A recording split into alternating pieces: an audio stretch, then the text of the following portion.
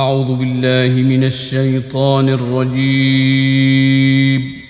بسم الله الرحمن الرحيم.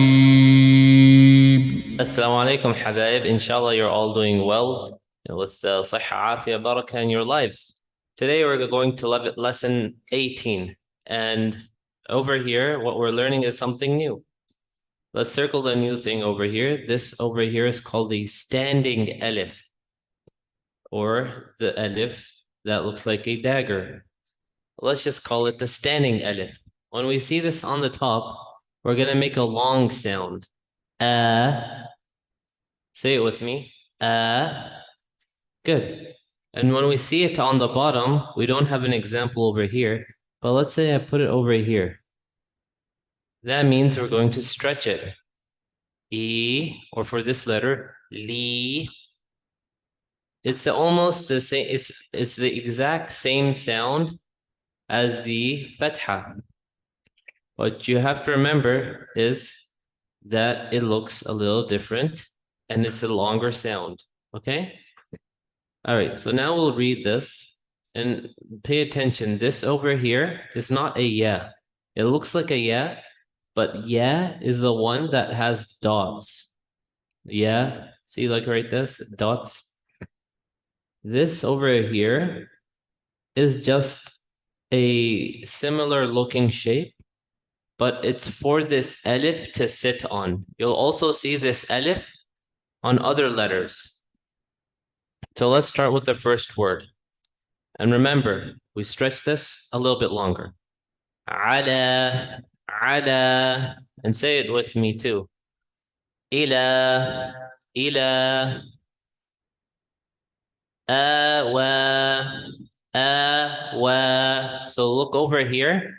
The ya has nothing on it, so we're not going to read it. Rather, it's over there because of the standing alif. Whenever we have this standing alif, what we'll find usually is on the last word of the last letter of any word, we'll find that there's a ya. So awa, fahada, fahada, aghna, aghna, yahya, yahya, ترضى ترضى مئة وأنا. So this alif over here is not read. So remember this. If you don't see any of the symbols like sukun, dhamma, kasra, fatha on a letter, we're not going to read it. مئة وأنا مئة وأنا.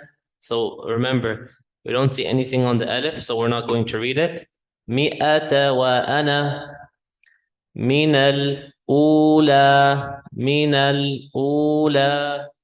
Remember, you want to connect all the words together when you're reading, and that's the only time you'll know that you're good at it. If you're reading like mina al-ula, no. Min al-ula. And remember what I'm doing over here. I'm not reading this alif in the middle as well. And there's a reason for that. This alif is to not be read. If you see this alif right here, is there as a part of the word, but we don't read it. So remember, if you see it, not to read it. But we'll learn more about it. Why is it there? When should we read it? And we'll learn about that later. Let's go to the next word. Radu, radu. This alif is not read either. So this lesson, we're just going to learn about things that are not read. They're not going to be pronounced, even though they're there. So this is something to remember. This lesson is very important for your learning and understanding how the Quran is written and how you're going to read it.